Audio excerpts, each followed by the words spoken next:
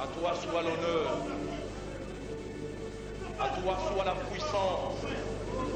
À toi soit la majesté et la hache. Seigneur, merci pour les privilèges que nous avons rencontrés dans ta présence. Merci parce que nous n'avons plus besoin d'amener taureau, bouc ou quelques bêtes.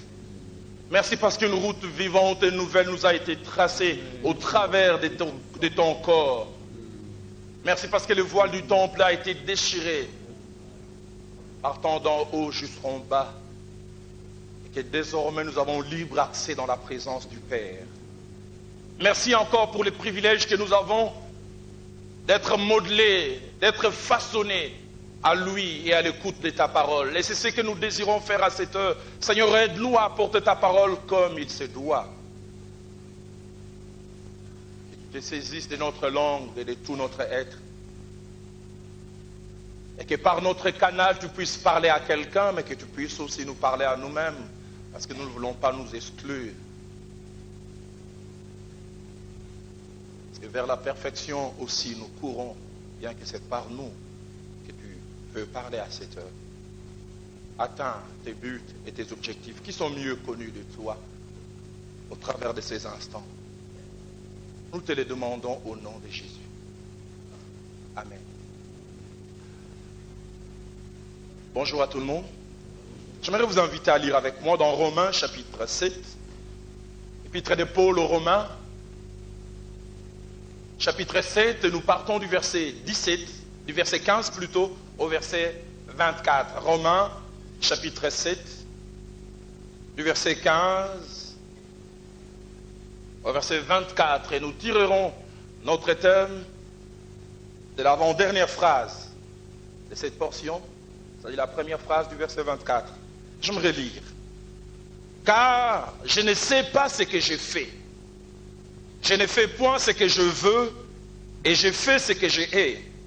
Or, si je fais ce que je ne veux pas, je reconnais par là que la loi est bonne. Et maintenant, ce n'est plus moi qui l'ai fait, mais c'est le péché qui habite en moi. Ce qui est bon, je le sais, n'habite pas en moi, c'est-à-dire dans ma chair. J'ai la volonté, mais non le pouvoir de faire le bien. J'aimerais encore relire. J'ai la volonté, mais non le pouvoir de faire le bien. Car je ne fais pas le bien que je veux, et je fais le mal que je ne veux pas. Et si je fais ce que je ne veux pas, ce n'est plus moi qui le fais, c'est le péché qui habite en moi. Je trouve donc en moi cette loi. Quand je veux faire le bien, le mal est attaché à moi. Car je prends plaisir à la loi de Dieu, c'est l'homme intérieur. Mais je vois dans mes membres une autre loi qui lutte contre la loi de mon entendement et qui me rend captif de la loi du péché qui est dans mes membres. Et cet homme s'écrie, misérable que je suis, qui me délivrera du corps de cette mort? Misérable que je suis, misérable que je suis. Tel est le thème que j'aimerais aborder en ces jours. Misérable que je suis. Cette portion de l'Écriture, j'aime autant le dire, c'est un joyau de la parole de Dieu. Elle est un joyau parce qu'elle essaye de traduire en mots et en termes compréhensibles des vérités, des réalités difficiles à expliquer. Cette portion essaye de rendre compréhensibles des réalités invisibles à l'œil nu, des réalités internes, des réalités secrètes, des réalités que l'œil humain ne peut percer, mais des réalités ô combien, permettez-moi la répétition et la tautologie, réelles et vraies, parce qu'elles vécues au plus profond de l'être humain. Vous savez, dans l'être humain, il y a le visible, mais il y a aussi l'invisible. Il y a ce que l'on peut palper, mais il y a ce que l'on ne peut voir. Il y a ce que l'œil humain ne peut voir, il y a ce que l'œil humain ne peut percer, il y a ce que même les appareils les plus sophistiqués ne peuvent voir, mais qui ne sont connus que de la personne qui vit ces choses ou du Créateur, devant qui rien n'est caché. Et cette portion que nous lisons, c'est la lutte, les combats d'un homme. Et ces choses se passent au plus profond de lui. Quelqu'un a dit que l'homme a 3 identités, ou 3 moi. Il y a premièrement ce qu'on appelle le moi officiel. C'est l'image que vous et moi nous présentons. Cette image qui a toujours l'air respectable et respectueux. Cette image que nous essayons de soigner. Cette image que nous essayons de rendre le plus parfait, le moi officiel. Officiellement, je suis un homme saint. Officiellement, je suis un homme honnête. Officiellement, je suis fidèle à ma femme. Officiellement, je suis intègre. Officiellement, l'on peut me coller toutes sortes de qualités. Et combien plusieurs personnes essayent de travailler ces côtés officiels, ces côtés visibles. Mais au-delà de ces moi officiels, il y a aussi le moi privé. Et ces moi privés, c'est seuls quelques privilégiés qui vivent à côté de nous qui ont accès. Et qu'on vit dans la vie de plusieurs personnes, il y a déjà un grand décalage entre le moi officiel et le moi privé. Une dame, on était en train de louer son mari. Cet homme, il est le plus serviable. Cet homme, oh, si je pouvais l'avoir comme mari, elle essayait simplement de s'éclaircir la gorge. Comme pour dire, si vous pouvez réellement le connaître. Moi, je vis avec 24 heures sur 24, je les connais. Ce que je suis, ce que vous êtes, ce que nous sommes dans l'officiel. Et c'est réellement ce que nous sommes dans les privés. L'une plus grande couronne, j'aimerais qu'un jour ceux qui vivent avec moi puissent dire il est intègre, qu'il est honnête, que mes enfants qui passent avec moi le long de la journée, le plus de temps, qu'ils puissent dire cet homme, il s'est demandé pardon. Mais au-delà de ces 2 mois que j'ai appelés l'officiel et les privés, il y a le moi réel. L'identité réelle.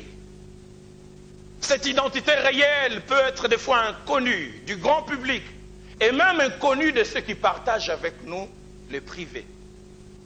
Des fois connue de nous-mêmes, mais aussi du Créateur, devant qui rien n'est caché. Dans 1 Corinthiens chapitre 2, verset 12, l'apôtre dit, lequel des hommes en effet connaît les choses de l'homme si ce n'est l'esprit de l'homme qui est en lui. J'ai lu cette histoire vraie de cette femme là en Amérique, en Argentine, vers les années 75. Elle a vécu avec un homme qu'elle a connu vers les années 50. Elle pensait toujours que c'était un Argentin, jusqu'à ce que cet homme meure. Une semaine après le mariage, elle était en train de fouiller ses effets et elle a retrouvé de vieux documents. Qu'au fait, cet homme, c'était un ex-nazi. Un jeune qui a servi dans le nazisme. Et vous savez, la plupart des nazis, après la Seconde Guerre mondiale, ils ont fui partout. Plusieurs sont allés en Amérique, et surtout en Amérique centrale et latine. Et il a changé d'identité. Il s'est créé une image. Il dit, cette femme n'en revenait pas, j'ai vécu avec cet homme. Il avait une identité non originaire de telle province de l'Argentine. Et quand il parlait, on avait même l'impression qu'il avait l'accent des gens de ces coins. Est-ce que cet homme avec lequel j'ai vécu, je l'ai réellement connu? C'est le Dieu qui connaît la véritable identité des hommes.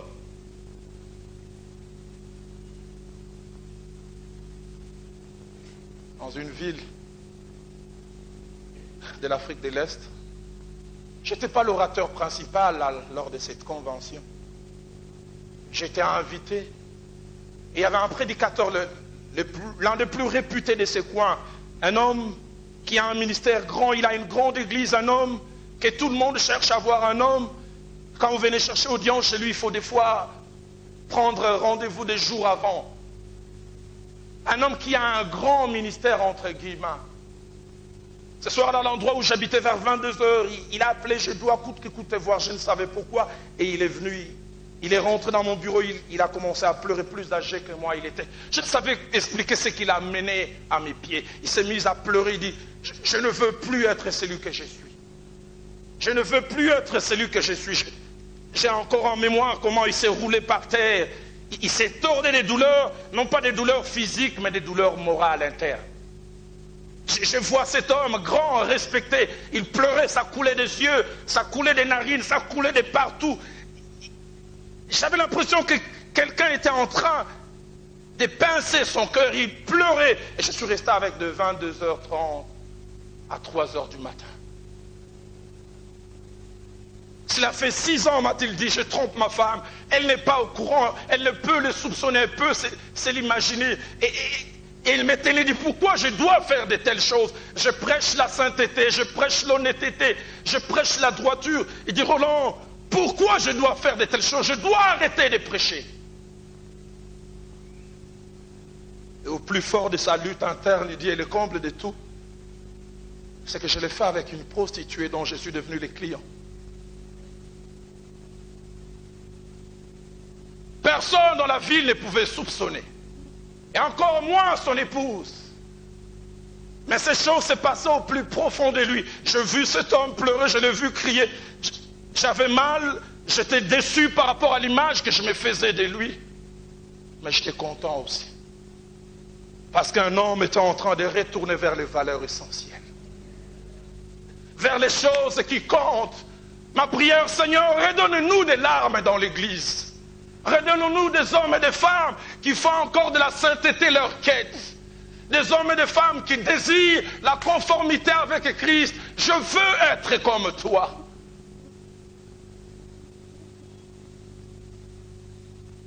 Je n'ai rien contre le courant de réveil dans la louange et dans l'adoration. Mais des fois j'aime le vieux cantique d'autrefois. Presque chaque fois, on sent le désir de la conformité avec Christ. De vieux cantiques du genre, j'aime mieux avoir Christ. J'aime mieux avoir Christ que tout ce qu'il y a comme palais. J'aime mieux avoir Christ.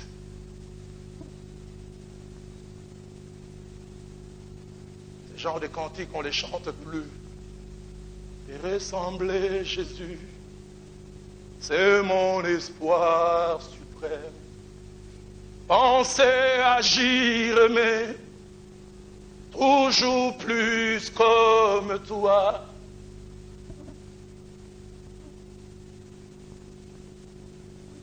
Seigneur, aide-moi.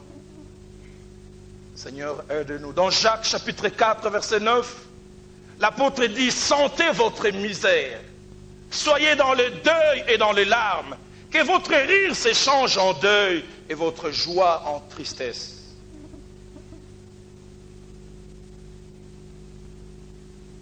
Je le disais aujourd'hui, la contrition a disparu de nos églises. Les larmes de repentance se font denrées rares.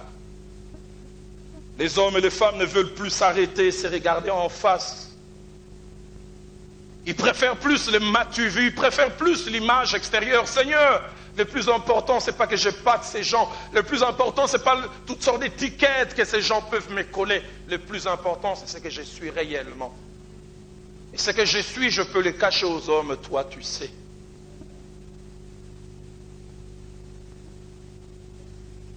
Seigneur, redonne-nous des hommes qui s'arrêtent, qui savent ce qu'ils sont réellement au fond d'eux. Et qui pleurent dans les secrets. Il y a quelques semaines, j'étais en train de venir à la chaîne de prière pour prier. Et j'avais le désir de prier autrement.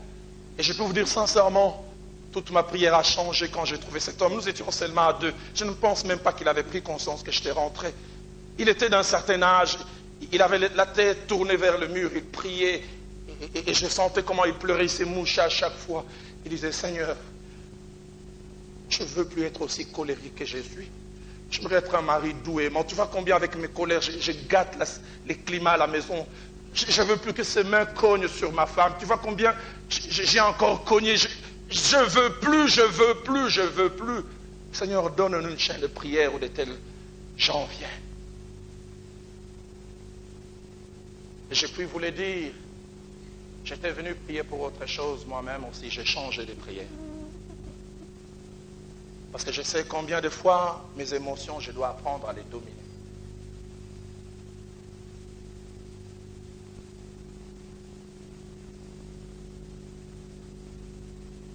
Je prierai que Dieu nous redonne ces temps comme ceux d'autrefois, où les hommes et les femmes à lui et au contact de la parole de Dieu s'arrêtaient et se regardaient sans complaisance. Ils n'avaient pas besoin que quelqu'un vienne leur dire qui ils sont. Ils savaient qui ils étaient, ils les criaient. Dans Isaïe chapitre 6, verset 4, la Bible nous parle de l'expérience vécue par les prophètes.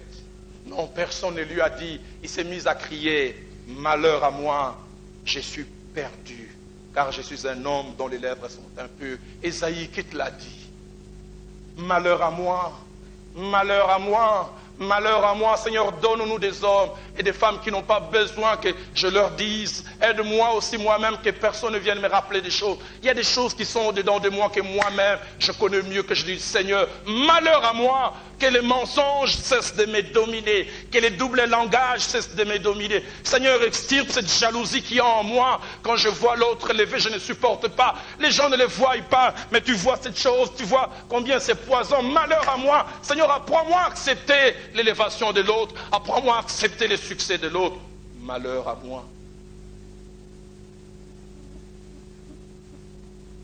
Dans Luc chapitre 5 au verset 8, nous voyons aussi l'exemple de Pierre qui, à la vue de la gloire de Dieu, s'est écrié en tombant, Seigneur, retire-toi de moi, car je suis un homme pécheur.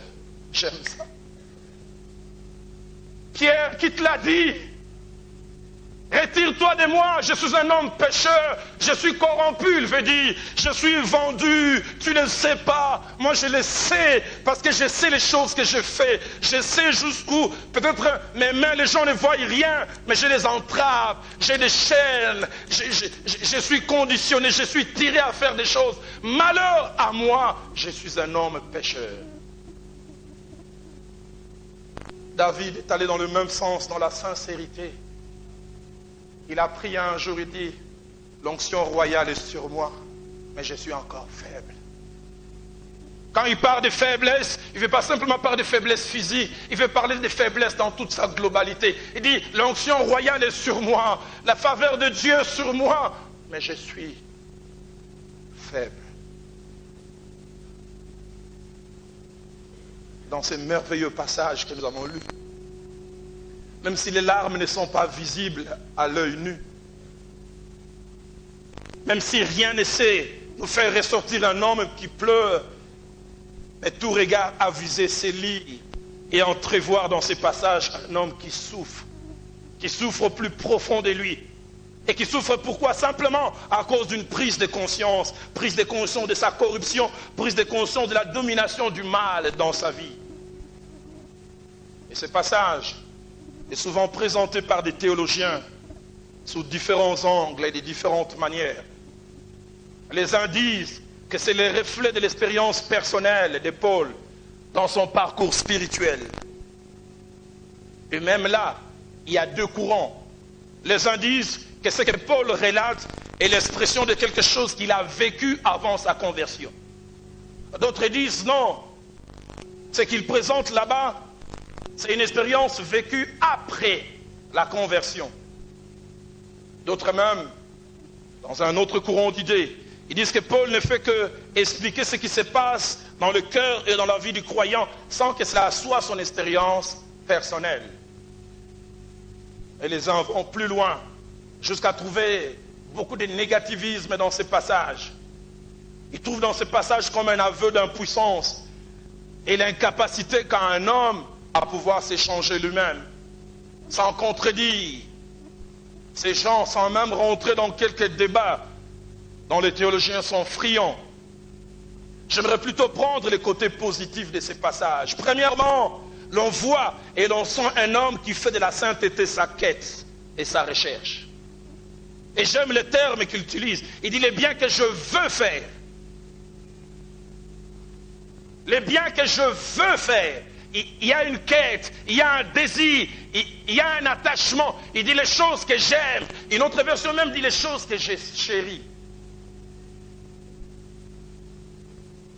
Mais deuxièmement, au-delà de cette quête, l'on voit aussi la tristesse et la douleur d'un homme parce qu'il n'arrive pas à atteindre cet objectif. Et ce que j'aime, le mérite qu'a cette personne, c'est au moins de désirer. Avez-vous encore ce désir?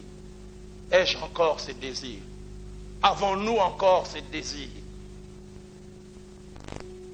Cet homme, Paul ou quelque autre personne, fût-il, il parle des choses qu'il aime, il parle des choses qu'il affectionne, il parle des choses auxquelles son homme intérieur est attaché. Mais il parle aussi des choses qu'il déteste, pour lesquelles il prouve de l'aversion. Et il utilise même des termes forts. Il dit ce que je hais. Je tombe dedans, mais ces choses, je ne les aime pas. Dans mon homme intérieur, j'ai une aversion contre ces choses. J'ai plutôt un attachement. J'ai une affection vers d'autres choses. Frères, sœurs, quelles sont vos affections? Et les choses qui sont vos affections, qu'est-ce que vous faites? Est-ce que vous essayez d'aller dans ce sens? Il dit, je ne fais point ce que je veux. Et je fais ce que je hais. Explique-nous comment cela se passe. Verset 18, ce qui est bon, je laisse n'habite pas en moi, c'est-à-dire dans ma chair. Et il s'écrit, j'ai la volonté. La volonté est là. J'ai le désir, j'ai la volonté. Mais non le pouvoir de faire le bien. Ah, lui, au moins, il avait la volonté. Ai-je encore cette volonté? Avez-vous encore cette volonté? Je désire aller dans ce sens. Je désire ne plus tricher avec cet homme qui n'est pas mon mari. J'aimerais me garder. Je suis jeune, célibataire. Mon désir, c'est me garder. C'est d'attendre le mariage. C'est ça ma volonté. Avez-vous une quête? Avez-vous des choses que vous poursuivez? Je veux toujours dire la vérité. Je n'aimerais jamais que le mensonge rentre dans ma bouche. C'est ma quête.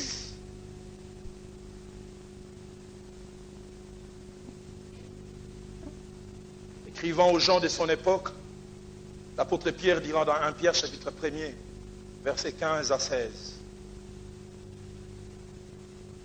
Ce passage m'a toujours interpellé. Quand je pense à ce passage, je me dis, c'est comme si le Seigneur a fixé la barre trop haut. Écoutez ce que l'apôtre dit. Mais puisque celui qui vous a appelé est saint, vous aussi soyez saints dans une bonne partie de votre conduite, n'est-ce pas? Soyez saints dans la majorité de votre vie, n'est-ce pas? Il dit soyez saints dans toute votre conduite. Puisque celui qui vous a appelé est saint, soyez saints dans toute votre conduite.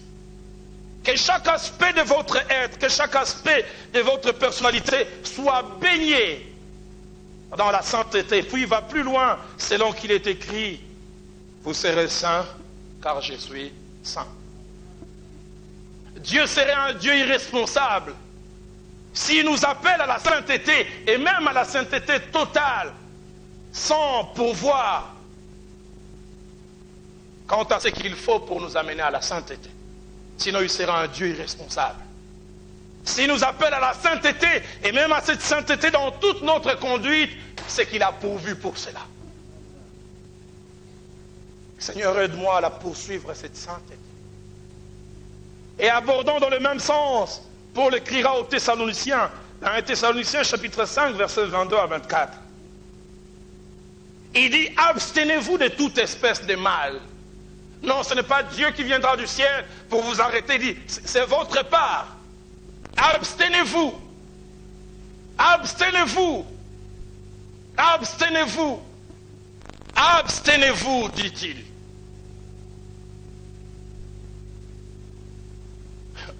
Je me souviens de mon expérience des jeunes convertis.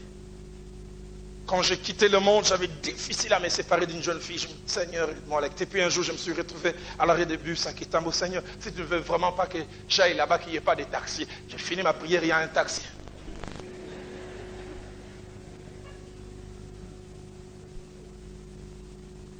Et si tu ne veux pas y aller, reste à la maison. Au lieu de venir faire une prière à l'arrêt des taxis.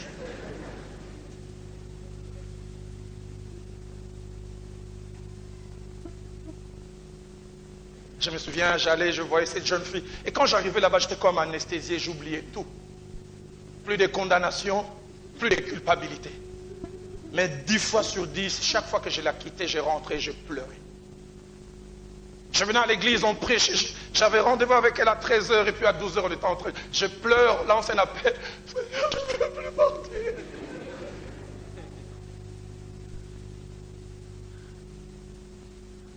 Mais au sortir de l'enclos, j'y allais encore.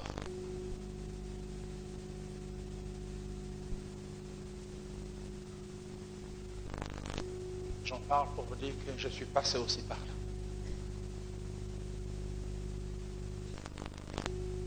Dit, abstenez-vous de toute espèce de mal. Et il ajoute que le Dieu de paix vous sanctifie. C'est-à-dire vous sépare du mal tout entier.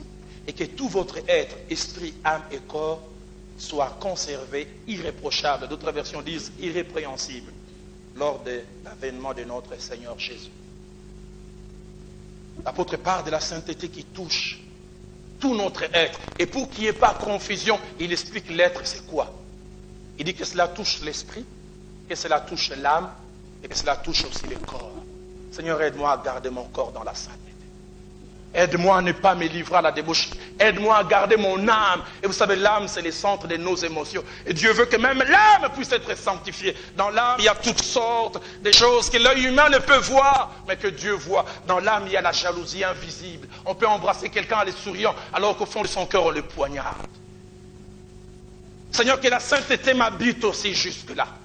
La haine peut rentrer dans l'âme. La colère, toutes sortes de sentiments négatifs. Seigneur, que ces choses que l'œil humain ne peut voir, que cette quête de sainteté aille jusque-là. Mais que cela touche aussi mon esprit. Apocalypse chapitre 22, verset 11. La Bible déclare que celui qui est saint se sanctifie encore. Que celui qui est saint se sanctifie encore. C'est une quête perpétuelle. Les nouveau-nés en a besoin. Celui qui a 10 ans dans le Seigneur en a besoin. Celui qui a 15 ans, 40 ans, 50 ans dans le Seigneur en a besoin. Car il n'y a jamais d'acquis définitif. Et on m'a donné cette belle image. Il dit la vie chrétienne c'est comme quelqu'un qui est dans une pirogue et qui est en train de voguer dans un cours d'eau à contre-courant. Il est obligé de faire des efforts permanents et perpétuels. S'il s'arrête, la pirogue ne va pas stopper. À cause du courant, la pirogue va l'entraîner. Et celui qui est saint se sanctifie encore. Et cela nous montre 3 choses attachées à la sainteté. Premièrement, nous sommes sanctifiés à la conversion. La veille, il nous a transformés du royaume des ténèbres au royaume du Fils de son amour. Les théologiens appellent cela la sainteté des positions. Mais deuxièmement, il y a la sainteté processus, qui n'est pas un acquis dès le départ. Nous sommes nés de nouveau à lui, à l'écoute de la parole de Dieu. Chaque jour, nous nous améliorons. Nous écoutons la parole de Dieu, nous progressons. Et plaise à Dieu que nous progressons jour après jour. Et la troisième forme de sanctification, c'est la sanctification complète, qui sera notre partage simplement à la venue du Fils de Dieu. Là où nous atteindrons cette full mesure. Et celui ou celle qui est réellement sincère avec son Dieu peut se rendre compte des réalités que les hommes ne peuvent voir. Dans sa quête, dans son désir de la sainteté, il peut comprendre ce que cet homme dit.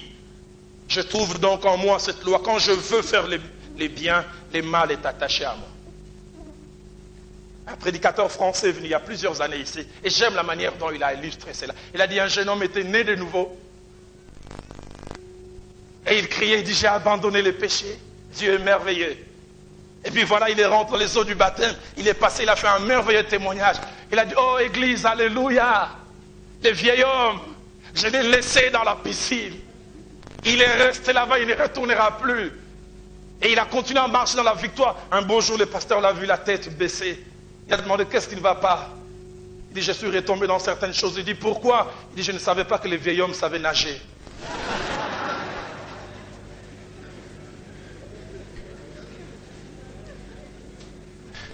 Je l'avais laissé dans la piscine, mais il est ressorti. Ah, je ne sais pas ce qu'il en est de vous. Je prêche l'évangile, mais je réalise chaque fois que c'est un combat permanent. Chaque jour, je dois lutter. Seigneur, je veux dire la vérité. Seigneur, je ne veux pas tricher. Seigneur, Seigneur, aide-moi. Peut-être que vous ne sentez pas ces combats.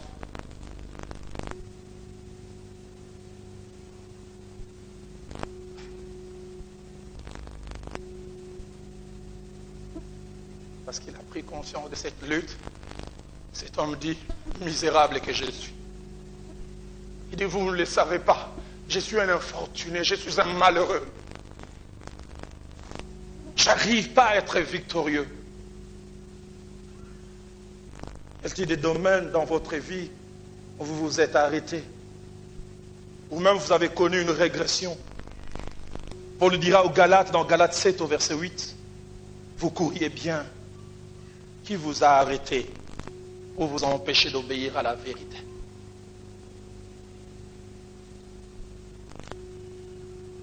Combien peut-être qui me suivent dans cette salle et en dehors, la vie de sainteté, la vie des craintes de Dieu appartient au passé,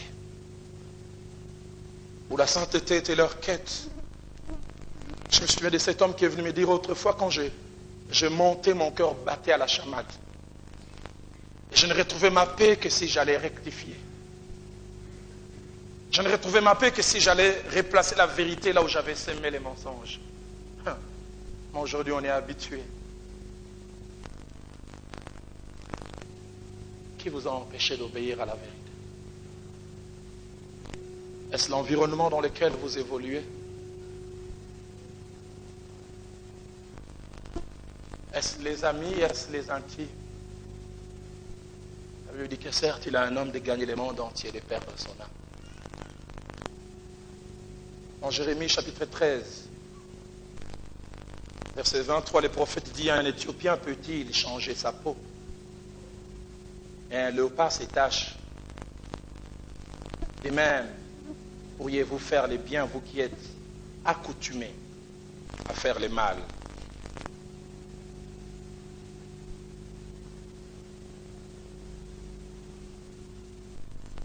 Faites part de la difficulté même, permettez-moi le terme, de l'impossibilité que l'homme a de se changer lui-même. Plaise à Dieu déjà que l'on s'arrête, que l'on prenne conscience que j'ai des domaines où je suis défaitiste. Vous courriez bien, qu'est-ce qui vous a arrêté? Y a-t-il des domaines non atteints que vous ne cherchez pas, ou mieux que vous ne cherchez plus à atteindre? Et pourtant dans Philippiens chapitre 3, versets 12 à 14, Paul déclare, et c'est au soir de sa vie, ce n'est pas que j'ai déjà remporté les prix et que j'ai déjà atteint la perfection. Quand il parle de la perfection, il parle du caractère chrétien. Il est au soir de sa vie, il a gagné des âmes. Par son ministère de vie, les mêmes des pays ont été bouleversés. Mais il est toujours en quête de cette perfection. Il dit, je ne l'ai pas encore atteint. Mais il dit, je cours pour tâcher de les saisir, puisque moi aussi j'ai été saisi par Jésus-Christ. Il dit, frère, je ne pense pas l'avoir saisi, mais je fais une chose, oubliant ce qui est en arrière et me portant vers ce qui est en avant, je cours vers le but pour remporter les prix de la vocation céleste. C'est dans Romains 7, quand il arrive au verset 24, il s'écrit, misérable que je suis. Je prie qu'en ces jours que quelques cris de ce genre sortent de quelques cœurs. Je ne vous connais pas, vous ne me connaissez pas. Et si j'ai besoin, Roland, tu entends que ces cris aussi sortent de ton cœur. Misérable que je suis. Mais non seulement qu'il s'écrit misérable que je suis, il ajoute aussi qui me délivrera. Il prend conscience de son état lamentable, mais il désire sortir. Il veut sortir de cette situation. Il veut ne plus rester. Et ce cri « Qui me délivrera » signifie deux choses. Premièrement, j'ai pris conscience que je ne peux me sortir moi-même. La force, la puissance, la capacité pour me sortir doivent venir du dehors. Cette capacité n'est pas en moi. Seigneur, donne-nous quelqu'un qui va lancer ces cris. Mais la deuxième signification, c'est que cette force doit venir de quelqu'un qui est plus capable que lui. Qui me délivrera? Qui me délivrera?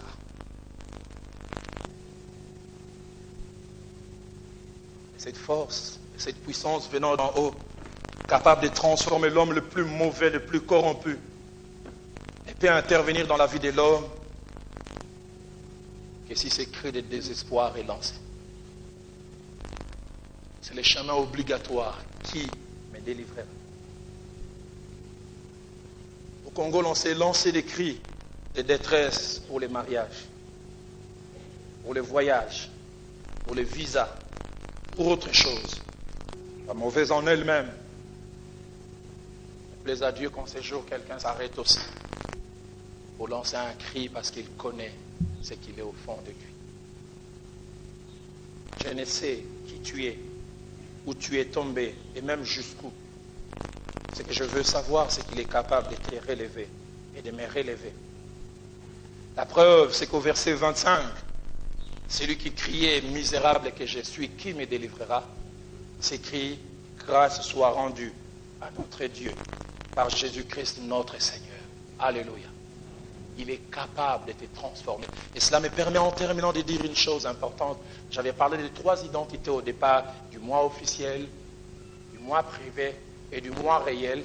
Mais j'aimerais nous dire en terminant, quel que soit ce que votre moi réel vous dit que vous êtes, il y a un moi potentiel qui vous attend. Votre moi réel peut vous dire que vous êtes tellement mauvais, mais il y a un moi potentiel.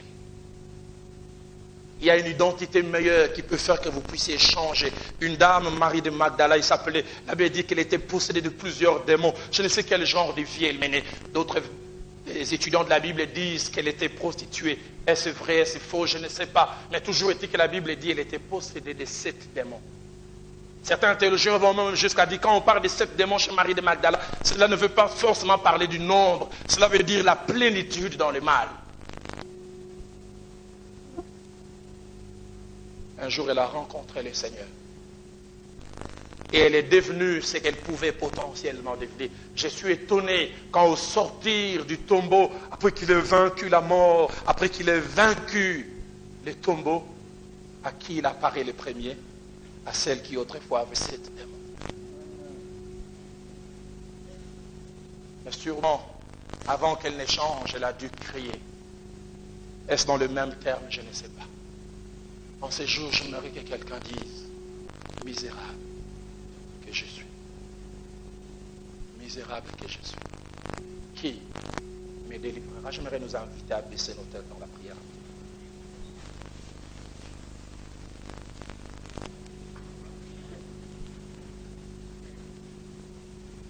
J'aimerais que la chorale nous aide à chanter ces merveilleux cantiques, feu du fondeur. Je n'ai qu'un désir.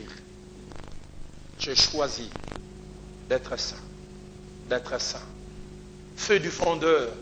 Je n'ai qu'un désir. Je n'en ai pas 2, je n'en ai pas 3, je n'en ai pas 5. Je n'ai qu'un désir. J'ai choisi d'être saint. Feu du fondeur. Je n'ai qu'un désir. Je n'en ai pas 2. Être saint. Être saint. Mis à part pour toi, Seigneur. Oui, j'ai choisi.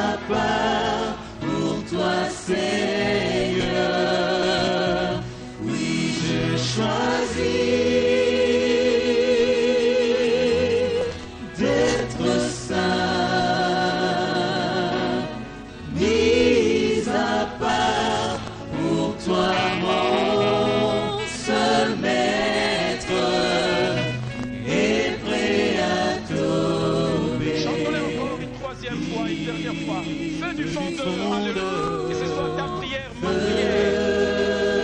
Du fondeur, Je ne canse du désir. je n'ai qu'un désir, Être saint. être saint, être saint, mis à part pour toi, Seigneur. Oui, j'ai choisi d'être saint, mis à part pour toi, mon seul maître, et prêt à t'obéir, prêt à t'obéir, et prêt à t'obéir,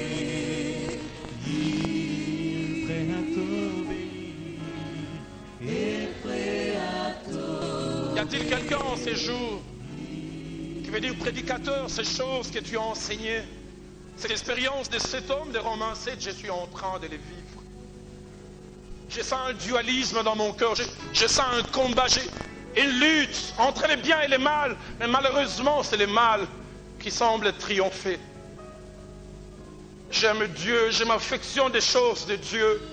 Je m'affectionne des choses de Dieu, et même peut-être je viens à l'église, et qui sait même, j'ai quelques responsabilités, mais je peux crier comme lui, misérable, voilà ce que je suis.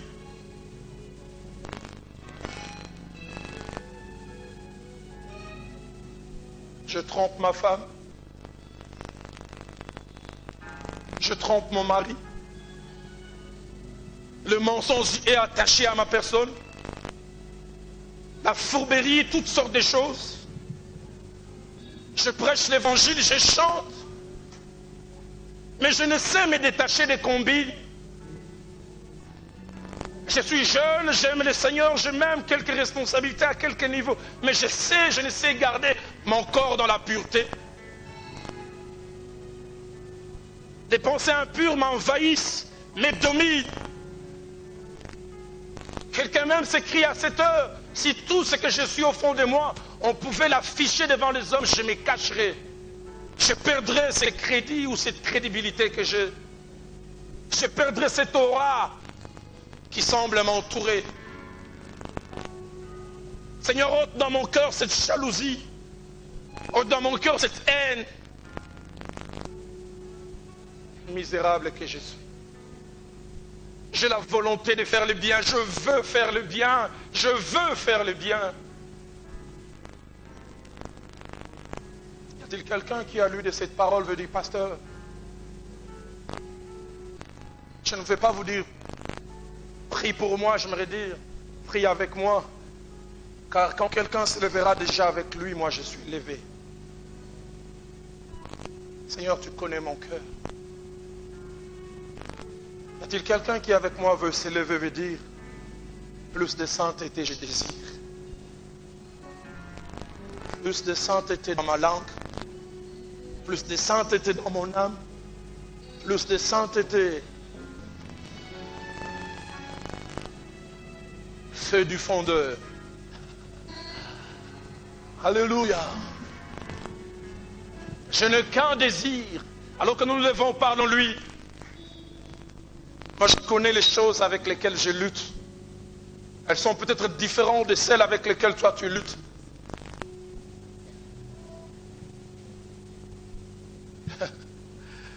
Seigneur, travaille dans nos cœurs à cette heure. Pourtant, tu es en train d'œuvrer dans mon cœur, œuvre aussi dans le cœur de cet homme et de cette femme.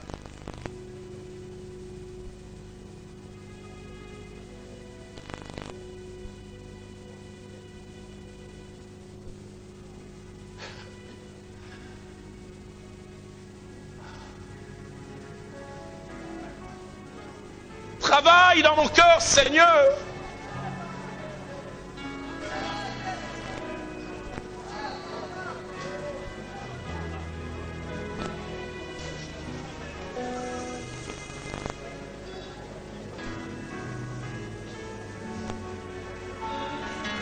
Ce que je peux cacher devant les hommes, toi tu vois et tu connais.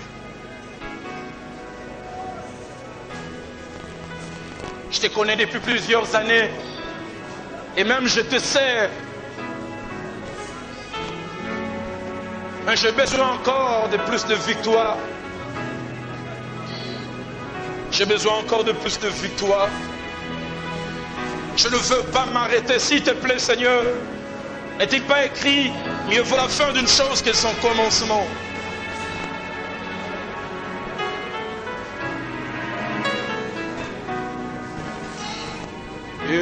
Purifier mon cœur. Alléluia.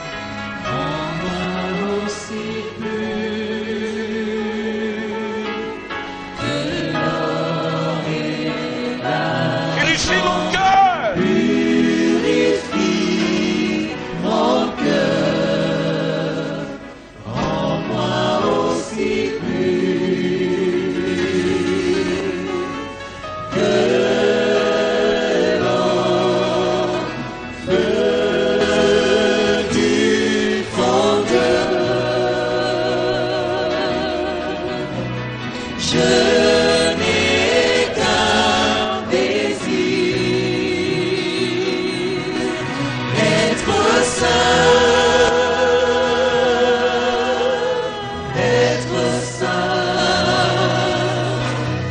mis à part pour toi, Seigneur. Oui, je choisis d'être saint. Je choisis, Seigneur. Mis à part pour toi, mon seul maître, et prêt à tout. J'aimerais qu'on les chante une dernière fois sans les instruments comme une prière. Sans les instruments. Feu du fondeur, Seigneur, entends les cris de tes enfants. je n'ai qu'un désir, C'est aussi mon cri, Seigneur. être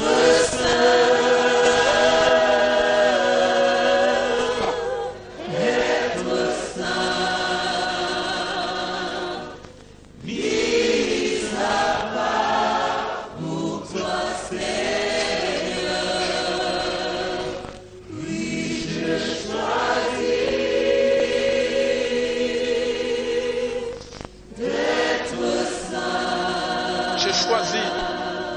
Je choisis.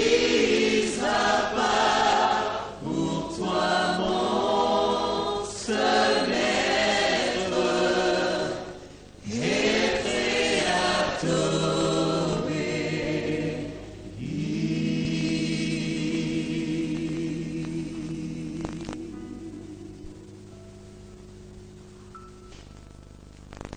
Être saint. Être saint. Être saint. Être saint. Être saint. Seigneur, je ne veux pas prêcher la sainteté. Je veux la vivre. Je ne veux pas enseigner la sainteté, je veux la vivre.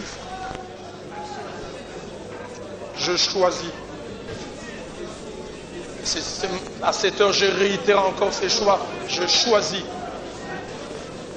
d'être saint, mis à part pour toi.